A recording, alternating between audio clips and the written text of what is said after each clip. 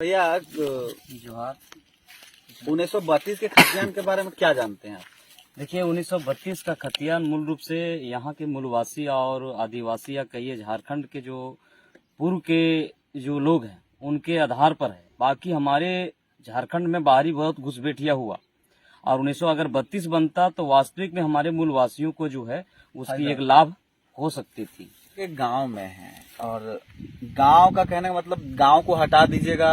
वैसे भी किसी इंसान ने कहा है कि जो भारत है उसकी आत्मा गांव में बसती है और झारखंड जो है वो झारखंड का गांव अलबेला है, अनोखा है, लेकिन झारखंड में कुछ कुछ मुद्दा है। तो सबसे पहले तो हम जानेंगे कि झारखंड के जो मुद्दा है उसके बारे में यहाँ के युवा को जानकारी है कि नहीं।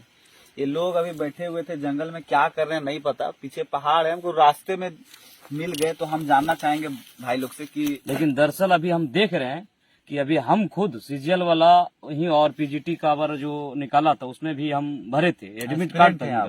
हाँ, स्टूडेंट भी हैं और भरे थे भी, और एडमिट कार्ड निकालने के बावजूद भी सरकार 4 साल में चल रही है, लेकिन अभी तक जो है किसी प्रकार से साफ नियोजन नीति नहीं ला पाई। कितना एज होता होगा आपका? मेरा अभी 30 चल रहा है, 30 साल ऑनगोइंग चल रहा है। फिर भी आप नौकरी करिएगा? हाँ, चाह रहे हैं क्या हमारे साथ, हमारे घर परिवार समाज के साथ में रहते हैं, समाज की प्रक्रिया चल रहे हैं, तो एक उम्मीद रहता है कि अपने जगह में एक अच्छा रोजगार मिल जाए और पढ़ लिख करके लोगों का परिवार का भी एक आशा उम्मीद था। एक बात आपसे पूछें? हाँ पूछिए। सरकार एक बात बोली थी अपने भाषण में, हेमंत सोरेन माननीय मुख्यमंत्री जी, कि हम ही नौकरी देंगे तभी करेगा नौकरी। मुर्गी पाल सकता है, अंडा पाल सकता है, बत्तख पाल सकता है, बकरी पाल सकता है, पालते पालते बकरी को बेच सकता है। अरे भाई, पशुपालन का आधार समझ के बोले थे। ये बात पर कितना सहमत हैं आप? देखिए ये बात पर सहमत है, लेकिन हम कहने का मतलब तत्पर सरकार से यही स्पष्ट करना चाहते हैं कि कुल मिलाकर के जो योग्य है उसके आधार से अब तो लोगों को दिया जाए। अगर उस योग्य है तो उनको भी रोजगार में आप जोड़िए। हम आग्रह करते हैं कि हमारे अंदर जो क्षमता है हम करेंगे, लेकिन आप तो बहाली तो करवाइए, एक अच्छा खासा नियोजन नीति तो लेकर आइए। आज तक जो नियोजन नीति पर आप जो लागू किए वो तो बिना मतलब का रहा। बहसबाजी हो रहा है, बहसबाजी हो रहा है, राजनीतिक मुद्दा बनाए, जोहर यात्रा कर रहे हैं और लोगों को, नौजवानों को एगो बेरोजगार यात्रा में भटकाव में लोगों को रखे हैं और इस तरह से एक राजनीतिक रोटी सेकने का कोशिश में आप लगे हैं। तो ये युवा जो है भली बात ये बुझ लिया है सरकार का, इसके पहले की सरकार से लेकर के और अभी तक की सरकार को। हम इसके माध्यम से यह कहना चाहते हैं कि अब युवा जाग चुका है और अब युवा जो है पॉलिटिक्स में उतरेगा, बढ़िया से पॉलिटिक्स करेगा। पढ़े लिखे युवा पॉलिटिक्स करेंगे तो अच्छा। अगर तो आपका भी प्लान है कुछ मुखिया उखिया फिलहाल? नहीं, हम तो ऑलरेडी मुखिया नहीं, पंचायत समिति में लड़े थे, 2nd स्थान था मेरा। लेकिन मैं समाज में बहुत दिनों से समाज से जुड़ करके चला हूँ, गांव समाज से, और झेलते हुए अभी तक हम लोग यहाँ तक पहुंचे हैं।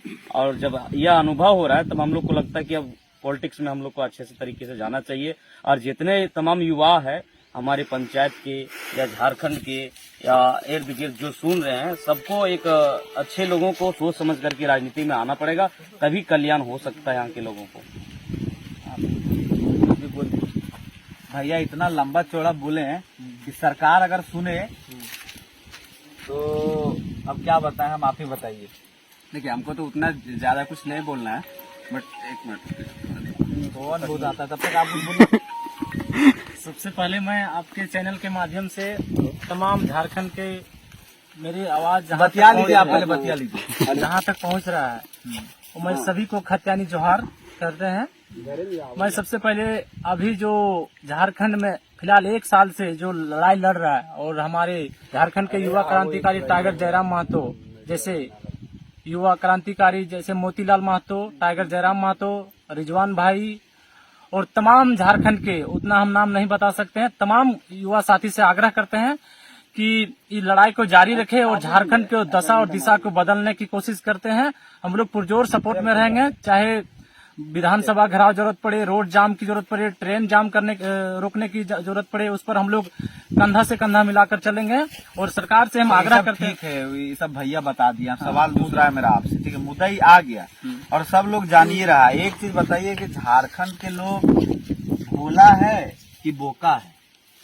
झारखंड के जो लोग हैं बहुत भोले भाले लोग हैं। जैसे अब कोई भी काम करने के लिए अगर बाहर से कोई तरह से अटैक करता है तो बहुत अच्छे ढंग से पहले यहाँ प्रवेश करते हैं, प्यार से हम लोग को समझाते बुझाते हैं, उस पर हम लोग उसके अंदर आ जाते हैं और उसका जगह हम लोग दे देते हैं। उसके बाद वो क्या करता है, जो यूपी बिहार जो बाहर स्टेट से लोग हैं वो आते हैं और धीरे धीरे यहाँ बसने की कोशिश करते हैं, और बसने के बाद यहाँ के जो मेरा हक अधिकार वो छीनने की भी कोशिश करते हैं। तो बाहर बोका अभी भी समझ रहे हैं ना, वही तो बोका होता है। कुल मिला के बोका और भोले भाले जगह पर ही है।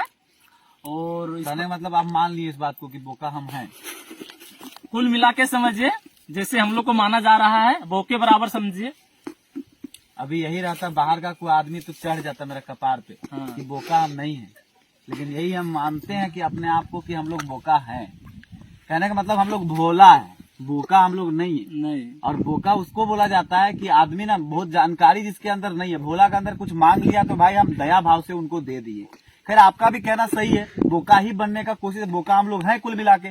क्योंकि अभी स्थिति अगर अभी स्थिति अच्छा रहता तो हम लोग सड़क पे नहीं उतरते, जेपीएससी में घोटाला नहीं होता, हम लोग का फॉर्म कैंसिल नहीं होता, 1932 के लिए लड़ना नहीं पड़ता। बहुत तरह का सवाल है जो आपको भी पता है और आपको हंसी मजा आ रहा होगा बहुत अभी बोका समझ के, बोका सुन के। लेकिन जो बाहरी है भली बात इस बात को जानते हैं कि अब बोका नहीं है, क्योंकि अब लोग जाग रहे हैं, अब लोग शिक्षित हो रही हैं। आपका फोन करना हो गया? हाँ, हो गया। चल बताइए।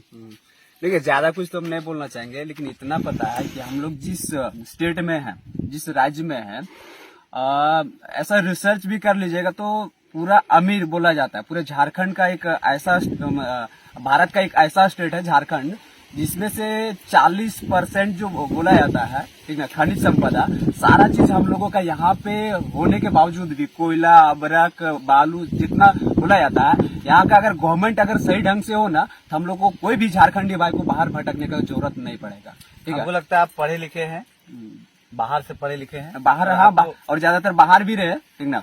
तो ये देखते ना, अभी तमिलनाडु में देखिएगा ऐसे, और कुछ दिन पहले महाराष्ट्र में भी ऐसा होता था कि बाहर के जो लोगों को उतना लोग देखना नहीं पसंद कर रहे थे, ठीक ना। वहां पे जो होता था कि उस लैंग्वेज में भी जैसे दंगा चल रहा है उधर, यहाँ के लोगों को बाहर क्यों, जबकि हमारे यहाँ पे इतना सारा चीज होने के बावजूद भी लोग बाहर क्यों भटक रहे हैं? वजह यही है कि यहाँ की जो गवर्नमेंट है वो सही ढंग का जो आपको एक चीज पता है, आप पढ़े लिखे लग रहे हैं, एक विधायक चुनाव जब होता है, एक कोई भी चुनाव छोटा मोटा होता है तो एक जो प्रतिनिधि है, उम्मीदवार है, उसके घर से कितना खर्च होता है पता है?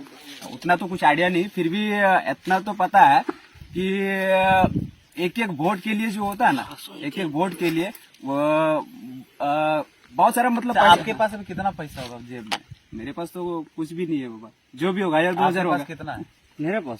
बहुत कम, 2-3 हजार के आसपास। आपके पास कितना है? जंगल में हम लोग पैसा किधर से लेंगे सर? हम लोग विचारधारा को लेकर बैठल थे जंगल में। हमारे मेरे पास एक भी रुपया नहीं है, देखिएगा तो नहीं पता चलेगा, अकाउंट में कुछ होगा, हम रियलिटी बता रहे हैं। लेकिन एक चुनाव संवैधानिक ऑर्डर है वो 58 लाख है, आप देखिएगा, एक विधायक चुनाव में, ठीक है। लेकिन उसके बावजूद क्या 58 लाख खर्चा होता है? करोड़ों रुपया खर्च होता है। वो करोड़ों रुपया किस पर खर्च होता है, ये जानकारी लेने के लिए आपको गांव जाना पड़ेगा। गांव के उन्हीं लोगों पे खर्च होता है जो वोटर है। वोटर पे खर्च क्यों होता है भैया? यहाँ पर तो चुनाव आयोग आती है ये मशीन लेकर के बूथ पर कि आप वोट दीजिए, उसके बाद खर्च कहाँ होता है?